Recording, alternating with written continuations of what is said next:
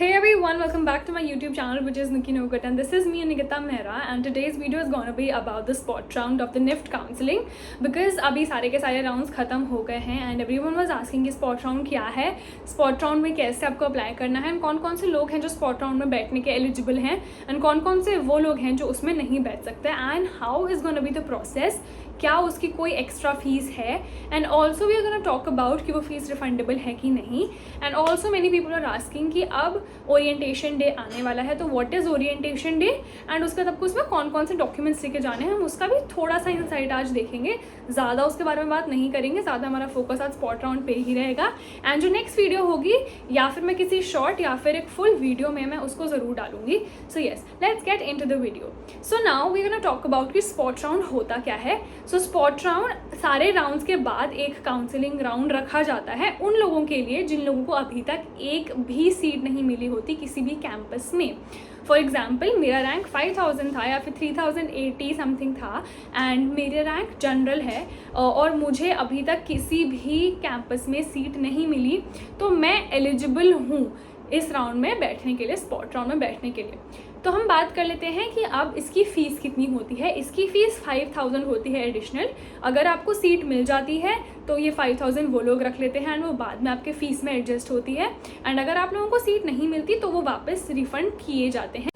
If आपने अभी तक कोई प्राइवेट कॉलेज ढूंढ लिया है अपने लिए या फिर आपके पास कोई दूसरा प्लान है या फिर आप ड्रॉप लेने वाले हैं इस साल की काउंसलिंग के रिजल्ट्स देखने के बाद, तो आप मत लीजिएगा पार्ट स्पॉट राउंड में। बट अगर आप ऐसे हैं या फिर जिन्होंने अभी तक कोई भी प्राइवेट कॉलेज नहीं ढूंढा है and they want to continue कि येस उसे फैशन डिज़ाइनिंग ही करनी है या फिर उसे डिज़ाइनिंग में ही कुछ करना है, टेक्सटाइल डिज़ाइन करना है या फिर फैशन कम्युनिकेशन करना है या फिर BFT और जितने भी ब्रांचेज हैं निफ्ट के, तो ज़रूर आप एक बार स्पॉट राउंड में बैठ के अपना luck you can definitely try, because काफ़ी सारे लोगों को इसमें मिल जाता है।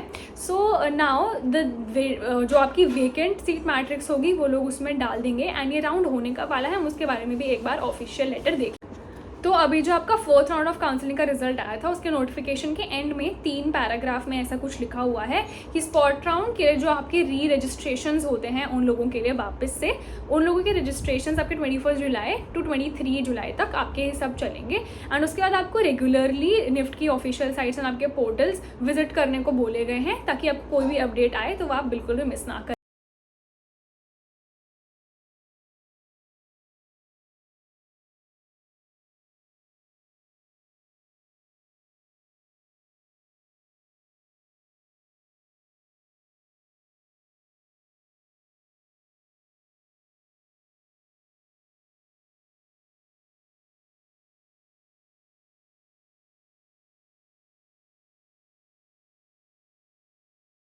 एंड जैसे कि हमने बात की कि आपका जो सीट वेकेंट मैट्रिक्स है वो आपको आ जाएगा कि सारे कैंपसेस में कितनी कितनी सीट्स बची हैं एंड वो सीट्स किन किन कैटेगरी पे ऑफर्ड हैं और वेकेंट हैं, तो आपको उसी हिसाब से अपनी वापस से एक न्यू प्रेफरेंस लिस्ट बनानी है। तो आपको एडवाइस किया गया है कि आप मैक्सिमम से मैक्सिमम प्रेफरेंस भरिएगा, बट अगेन आपने रैंक को देख के भरना और जो कैंपस की सीट जितनी अवेलेबल हैं उसके हिसाब से भरना। अगर जनरल की 1 है या फिर किस कैंपस में जनरल की ज़्यादा है तो आप उस हिसाब से भरना कि आपकी प्रोबेबिलिटी ज़्यादा हो उस कैंपस को लेके। एंड आई थिंक इस स्पॉट राउंड में आपको काफ़ी ज़्यादा ऐसे सोचना चाहिए कि आपको अभी कोई भी कैंपस मिल जाए तो वो आपके लिए बहुत ज़्यादा अच्छा माना जाएगा, because later on you can definitely adjust. अगर आप लेटर एंट्री करते हैं या फिर आप दूसरे मेथड्स करते हैं तो you can even change your campus after the 1st and 2nd semesters. And now talking about कि कौन कौन से वैसे लोग हैं जो इस काउंसलिंग में बिल्कुल भी नहीं बैठ सकते हैं। पहले वो लोग जो ऑलरेडी रजिस्ट्रेशन कर चुके हैं एंड किसी राउंड में उनको कैंपस अलॉट हुआ है और उन लोगों ने फीस भर दी है, तो वो लोग बिल्कुल भी इस राउंड में बैठने के एलिजिबल नहीं है। Talking about the other people जिन लोगों ने निफ्ट के थ्रू एडमिशन लिया था किसी डिफरेंट कोटा से, फॉर एग्जांपल NRI, दूसरा आप लोगों ने या फिर आर्टिशन कार्ड से लिया था या फिर आपने ऑब्वियसली अपने PWD से भी लिया था, तो आप लोग बिल्कुल भी इसमें बैठने के एलिजिबल नहीं हैं। एंड दूसरे लोग जिनको रिजेक्ट कर दिया गया था at the time of the document verification, तो उन लोगों को भी इसमें बैठने के लिए बिल्कुल भी परमिशन एडवाइज्ड नहीं है। तो अगर मैं एक एग्जांपल के साथ आपको समझाना चाहती हूँ. फॉर एग्जांपल मुंबई में 2 सीट्स अवेलेबल हैं, एक जनरल की है और एक आपकी ओबीसी की है. एंड दूसरी जगह पे आपका शिलोंग है जिसमें 5 जनरल की सीट्स हैं एंड बाकी कुछ ओबीसी की सीट्स हैं.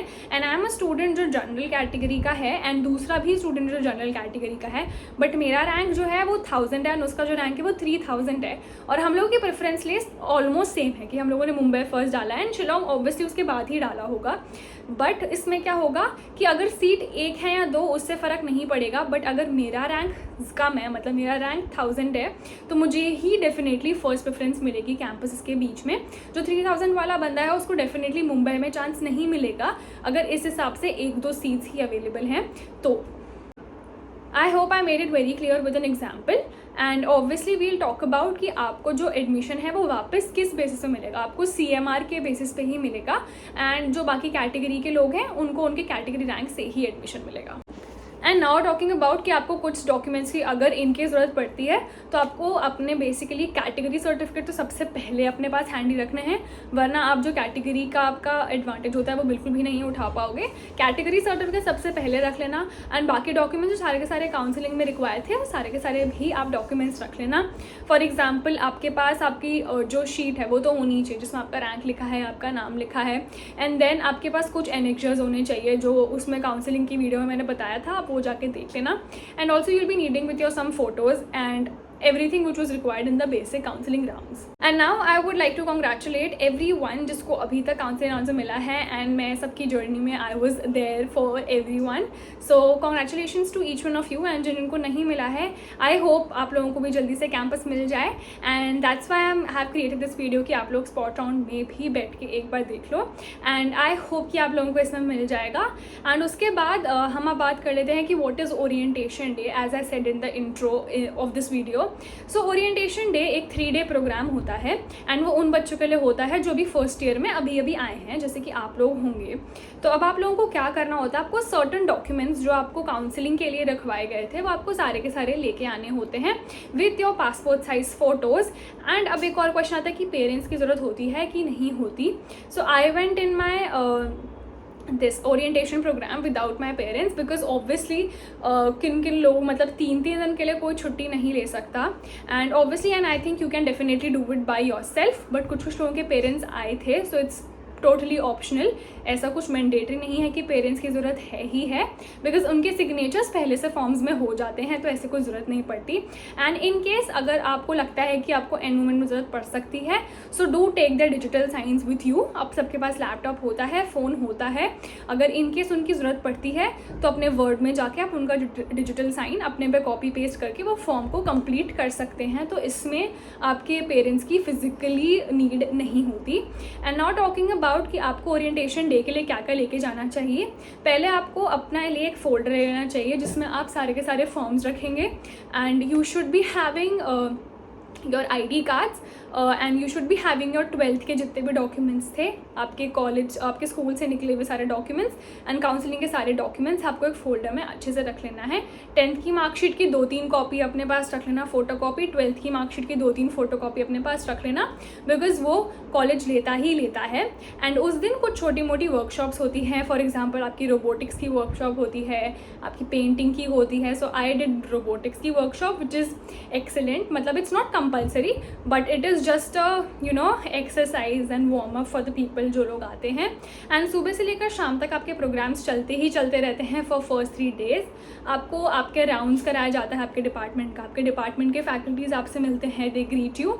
एंड उस दिन के लिए dressing so keep it very classy and chic as I have already said in my previous videos. Buy some of the formal clothes and either you don't want to go for the formal for the very first 3 days, just go with the normal casual basics with normal, like make it very normal and yet make it different.